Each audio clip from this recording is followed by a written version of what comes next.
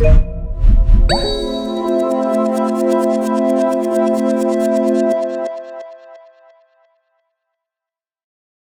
right, so this next part of the night is going to introduce you to, in my expertise, I have very little understanding in a lot of the realms of blockchain, but my partner speaks very highly of LayerOneX and was absolutely blown away by their very first meeting, which was a while ago now. And to introduce you guys to Matiu and Kody is an absolute freaking honor. The intelligence and their minds and how they work to be able to develop these systems for not only just a small population, but actually globally is massive. So I'm going to introduce them straight away. They're going to come up and share all things LayerOneX and do a much better job than me at it, because the Duolingo I'm still learning about. So if I can grab Kody and Matiu up on the stage and share all things LayerOneX. Amazing.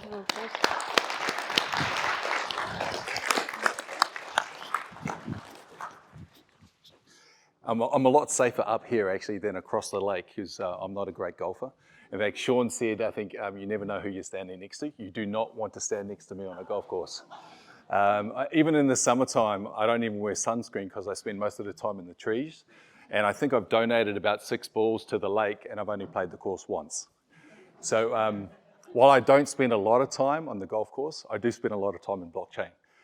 My name's Matiu, COO of LayerOneX, and I'm here tonight to speak about LayerOneX and also with our Chief Experience Officer, Kody. I'll probably start from the beginning with LayerOneX and talking about, here we go. Is that plugged in? That might be me again.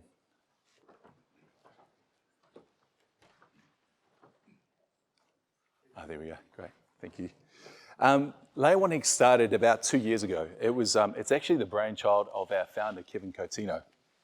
He really is the genius behind the whole project. He's been building in blockchain for about 5 years, and he was building applications and coming up against certain barriers in terms of the features he wanted to include in the applications.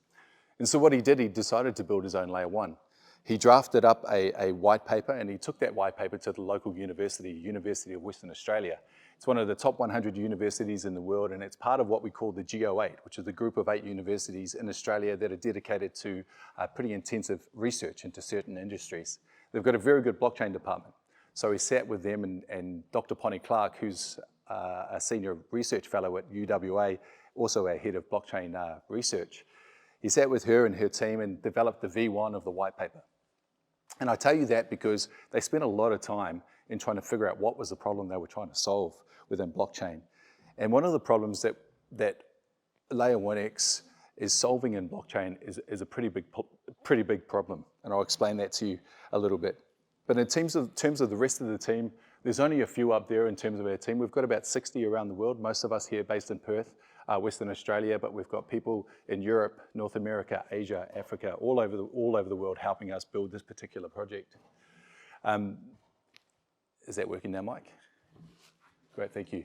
So for those of you, and I'm just going to talk like maybe you know a little bit about crypto, maybe you don't. I'm going to talk from that angle.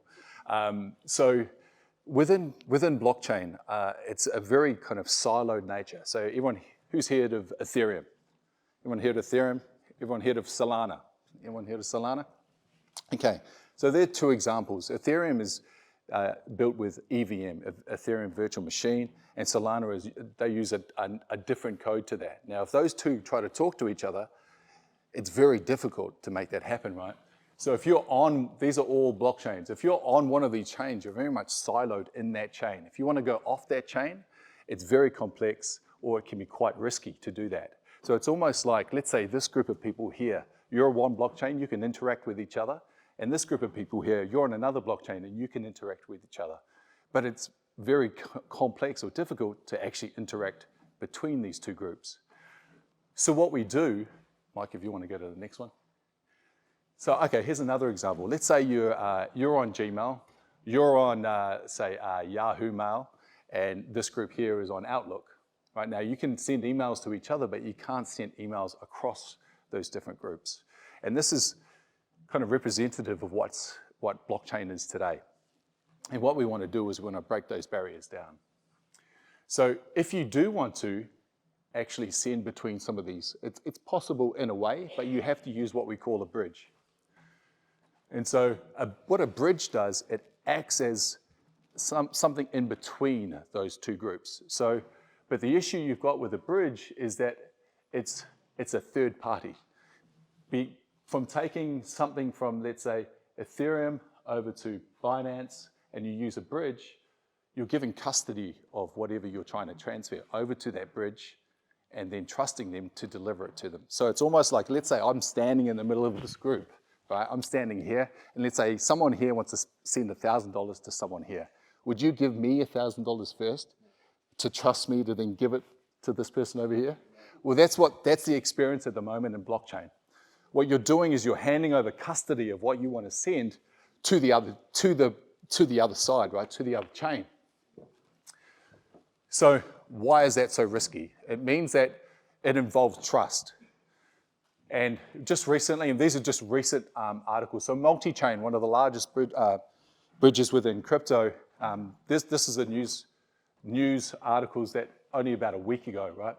Where they're very vulnerable, these bridges. They can get exploited. So over $100 million of assets came out of multi-chain, right, into basically what we call an exploitation or a hack. Now, if we have a look at the whole market and why it's so important to solve this problem, if we can go to the next one, Mike.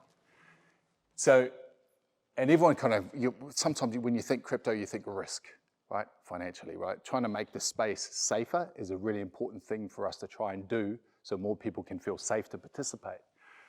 So there's been $6.6 billion worth of hacks, right, in blockchain. 2.5 billion of that is just from bridges, from people hacking that person in between, trying to transfer, taking money out of that. So what we want to do is we want to be able to take that risk out of the market. So you and anyone in the world can participate at a much safer level within blockchain. So what do we do? How do we do that? So we've developed something we call crosstalk. Crosstalk gives you the ability to be able to connect chains, any chain, with other chains and then be able to communicate. It's now, imagine that, yes, you can send an email from Gmail to Outlook, where potentially you couldn't do that before in blockchain.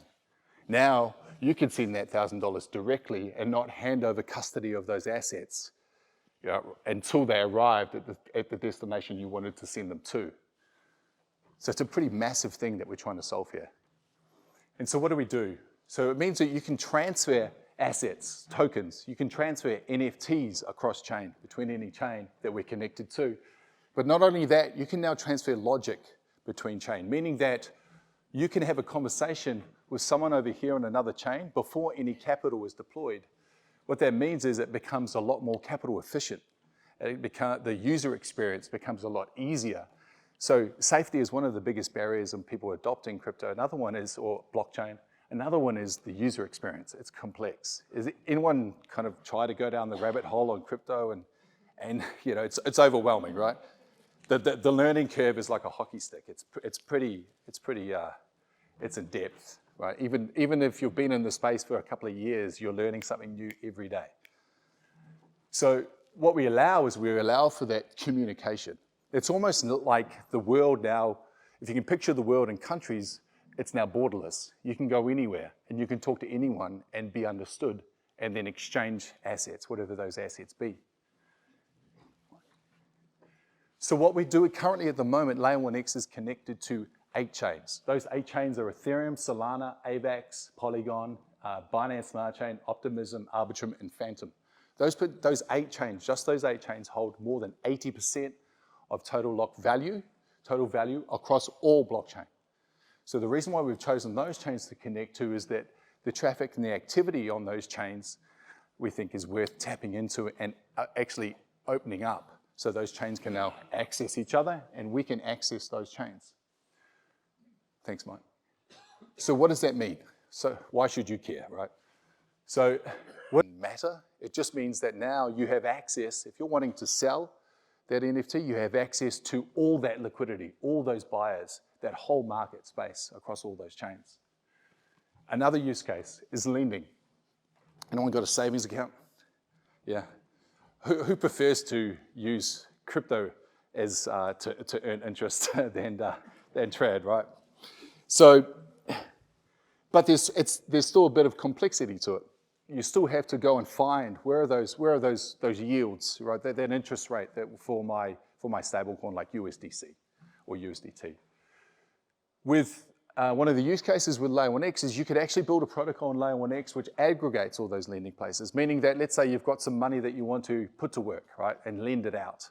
So you could build a protocol where you put that money in there, and then automatically the smart contracts will then look and go and listen to all the lending protocols and who's got the best interest rate for that particular coin. And it will then go ahead and deploy that for you, but at the same time, it's still listening to all these other lenders on other chains. And if the interest rate goes up here, you can build that smart contract so we'll redeploy that money over here. So it's like an automated money manager, allowing you, the user, to just deposit once and let technology do the rest. So once again, it goes back to what I said, it's more capital efficient, but it's also a better user experience, and you're not using a bridge, which makes it safer. So the one thing, and I think the team from Brandon actually mentioned this in terms of digital identity or universal identity. Because of our XTalk ability, it means that at the moment, I mentioned Ethereum and Solana. It means if I'm on Ethereum at the moment, I've got a particular ID that represents me and my activity. If I'm on Solana, I've got a different ID that represents me and my activity. It's almost like having a passport, a different passport for every country you want to kind of interact in. With Crosstalk, it allows you one ID to go into any blockchain that we're connected to. And we have the ability to connect to any blockchain. So what that means is when we look to the future of blockchain, no one can actually pick exactly what that's going to look like, but we believe that it will involve cross-chain, meaning that there will be multiple chains that exist that they must talk to each other.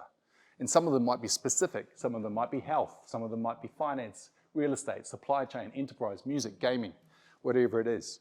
If it's connected to us, that one ID that you have will be recognized on every chain you go into. So that one universal passport.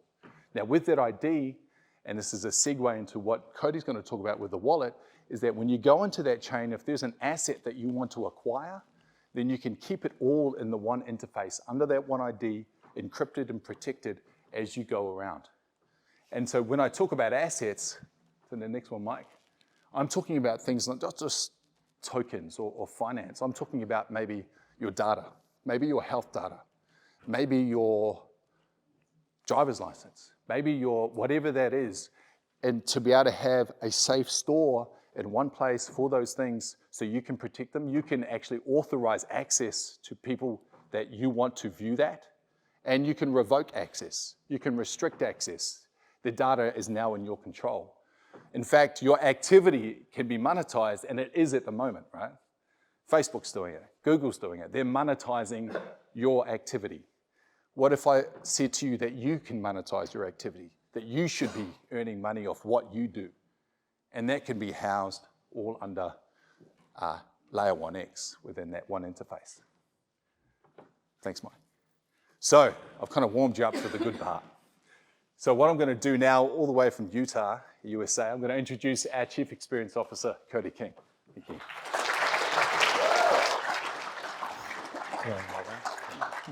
Hey, thanks for that intro. It was really good. Appreciate it. So as you can tell, I talk funny. I don't talk like the rest of you. That's because I'm not from here. I'm from the States, but I'm happy to be here, and I'm happy to talk about crypto. So just to kind of give you a little bit of background on myself, I've spent over the last decade helping big brands and companies understand the cognitive behavior of their customers and their users to break down roadblocks, barriers, bottlenecks, to basically help them increase the output or their user experience of their product. And this ranges from everything from something like Gratitude Bear, right? All the way down to software applications, right? And from there, it's kind of catapulted me into a very interesting career, I guess you could say, which has kind of led me over to crypto. My first experience in crypto was in 2017, and I want you to kind of think about your first crypto experience. Was it easy? Was it fun? Was it as confusing as hell? Yes, right?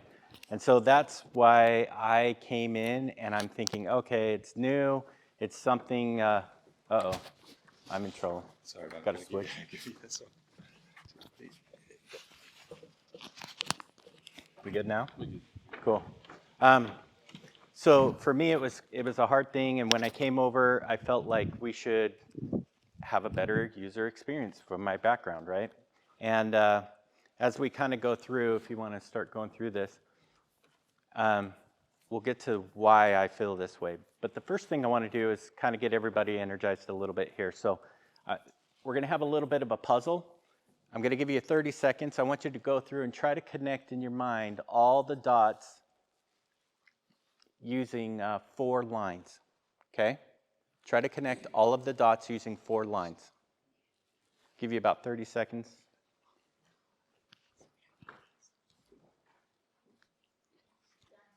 Done? Who said done? Raise your hand. Who said that? Right there? Seriously? All right. Okay, go next one. Whoa! Hey, do you see that blonde back there? Where did Leanne go? See that blonde in the very back? Go ask for a job, okay? Seriously. That's awesome. Yes, you got to think outside the box, right? I actually hate this marketing cliche statement with a passion, right? Only 20% of the people can solve this, because how many of you guys, when you tried to solve this, actually tried to stay within a box? Majority of us, right? Why is that? It's because we're programmed that way. As much as we don't want to say this, we actually love our boxes, okay? You think of your morning routine. You have certain things that you got to do in the morning to get your day going. And when you don't do those things, your day seems off, right? It's because we love our boxes. But my generation has been taught, you got to think outside the box. You got to think outside the box if you want to make any money, if you want to solve something, right? Next slide. Next one. So let's talk about a use case in crypto, right? MetaMask. Who uses MetaMask? You're on a project's website. You're all good to go. You whatever you're doing, and you click to approve, buy, whatever it is. A box opens up, which disrupts your user flow, your user experience, right? Half the time I can never get it to work right. It's MetaMask. It never works right whenever I need it to. And then I miss my opportunity, right? Or I get frustrated with it. I have to reboot the browser and get things going again, right? This is a great example of thinking outside the box. But why is that bad? If you want to go on. Oop, sorry, go back one more. One more. Why is this bad? Because when we think outside the box, we're taking the easy route to solving a problem. Okay, think about this in your day life, everything, right? If we try to just solve a problem really, really quick without getting to the root of the problem, we're only going to cause bigger problems for ourselves down the road, right? Okay, keep going down. One more. Okay. The reason why I'm saying this, that we need to focus on trying to think inside the box, is because 140%, customers will spend 140% more after a positive user experience, okay? How many of us have gone to a website, purchased something that you know is a little bit more because it's easier? The website feels comfortable. It's intuitive. I don't have to ask a YouTuber how to do something, right? I love this quote by Forbes in 2019. In 2023, they came out with a similar one. And the new users in 2023 they're expecting an experience tailored to their needs and personalized for them. Coming out here to Australia, I had to get one of those little converters from your guys' plugin, or my plugin to your guys' plugin, right? Didn't even Google it. Went to the browser, typed in Amazon, small little company, you might have heard of it. As soon as I landed on the page, guess what was on the front page? Converters. Amazing how that works, right? That's the type of experience that we're moving to. Isn't it interesting? This one from 2019 to 2023. My first experience in crypto was 2017, right? 2018. Amazing how we kind of forward to today. The same exact experience today is what I experienced in 2017. A horrible, horrible experience. Trying to buy crypto, on board, trying to just even transfer across chains, right? Horrible experience. This, if you notice the date in the very, very top right-hand corner is 2019. The number 2 thing, bad UX of crypto. So the user experience of crypto is the number 1 problem that dApps have with adoption, okay? It's ironic that they're still stating that, because if you found this again, they would say exactly the same thing. But I just wanted to share this because they were talking about this clear back then. Okay, so the wallet experience. Let's go down a little bit of a rabbit hole here. So my first experience, I think I used Trust Wallet. I think that was my very first one. It was okay. Then I got turned on to MetaMask, and I just hated the experience. For me being a user experience, UI, UX designer, I was cringing at my soul, thinking of like, how can we make this better? So, I'll go on. So, oh, that's weird. Did it show up that way on your screen? Oh, I had some cool little sayings underneath here. Let's see if I can remember them. So, decentralization doesn't mean that you have to give up on good user experience or interfaces, right? You can still achieve decentralization without it. User experience, security, and interoperability. Matiu talked about interoperability and why it's so important, and I'm going to show you how we're going to do that. I'm going to go on to the next one. So, oh man, I don't know what happened here. Anyways, there was this cool little box thing here that said, let's embrace the box. I think you were using a bridge, maybe. What? You were using a bridge, maybe. Yeah, exactly. Man, that stinks. All right, well, let's see what other slides we got going on. So one of the ways that we're doing that is we're coming out with a thing, and I apologize this is not showing up, but the first wallet experience that we are coming out with is a newer version of the Chrome extension wallet, okay? And what that is to us is we want to provide with a better UI experience, so interface, right? And from there, we want to basically build in some other components to it, which I'm going to go through here in just a second, that's going to set us apart from a MetaMask type of competitor. That will be available next month during our public sale. After our public sale, people will basically be able to go in and claim their L1X tokens that they purchased through the pre-sale and through the public sale. I'm going to go on to the next one. So what's going to make us different is how we organize the wallets, okay? So with the L1X wallet, you see that term up there, one wallet to rule them all? That's seriously how it's going to be ran. So when you sign up for an L1X wallet, you're going to have a primary L1X wallet, and that will stick with you for the rest of your life. Now, every time that you import a wallet, how many of you guys have imported numerous wallets into MetaMask? Pain in the butt, right? 12-word seed phrases, all that kind of stuff. We're coming up with an intuitive way that you only have to do it once, and then after that, we'll take care of it from there, all right? Now, one of the best parts with how we do this is once you put in your wallet, wouldn't it be nice to have one view with all of your wallet's assets bubbled up into one, rather than having to toggle between Ethereum and Binance and all these different networks. Wouldn't it be cool if you could just look into this block, this block, this block, that block, and pull all those together and just see everything in one view? Would that be nice? Time saving, right? Done.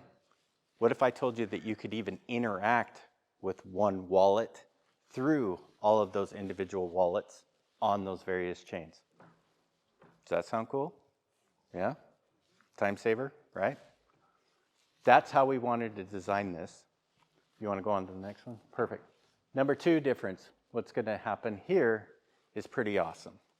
Because we can do multiple views into all of the different wallets, all of the different chains, what if I told you that I wanted to send Mike here, Mike's our Chief Strategy Officer, by the way. If I wanted to send Mike a full ETH, but what happens if I only have half of an ETH on Ethereum and half of an ETH on BNB? How many of us have bought the wrong coin on the wrong network before, right? That's a pain in the butt to try to undo that, right? You spend $100 to get Ethereum and you buy it on BNB, and then by the time you get it moved over to Ethereum, you're down to like $40, right? So let's just say I wanted to send one whole ETH, but I have half here and half there. Multiple transactions, right? Takes you quite a bit of time to do it, costs you a lot of money. We're introducing what's known as multi-transactions in a single click. See that phrase up there? If crypto uses smart contracts, shouldn't we be using smart wallets too? So Matiu mentioned earlier that we have the ability to not only transfer assets and tokens and things like that over through interoperability, but we also have logic and we can pass through data. So we can not only interact with a contract here on Ethereum, but also on Solana or Binance, right? So this way, when we click on it, everything is being done under the hood for you. That's a term that I'll use quite a bit. So when you get into a car, it's like turning the ignition. I may not know how the engine works down to every little nut and bolt, but I trust that it's going to work, right? I know it's going to work. Same way here. So you'll be able to transfer, doing multiple transfers across multiple chains with just one click, right? Okay, next one. The third thing that we're going to be doing is this. We're building in the concept of the universal gas utility token automatically into the wallet. So you will only need to own L1X coin, and you will have gas fees across any chain, anywhere, anytime. How many of us have tried to transfer on Binance or something like that, and we've ran out of BNB, and we've had to either go and beg, borrow, and plead with friends to send us some quick cash, right, or token, or we need to go and do a top off? How many times does that happen, right? That happens daily sometimes. But this way, you won't have to worry about it. Okay. Next one. So how we're able to do this is we're actually taking the wallet to a whole new level. The wallet, as we know it, is just a browser to the blockchain, right? However, we're creating it a little bit different at L1X. We are literally making it into an operating system, an engineering layer where protocols and projects, DeFi projects, DEXs can all come in and build on top of the wallet, making it seamlessly integrated into their protocol, right? So now you won't have that stupid, annoying little pop-up from a Chrome extension happening. You log in once and you're good to go, right? Next. So what we're going to be introducing is a thing called XApps. Everybody know what a dApp is? Do you know what a dApp is? Do you know what a dApp is? Anybody on the front row? What's a dApp? What?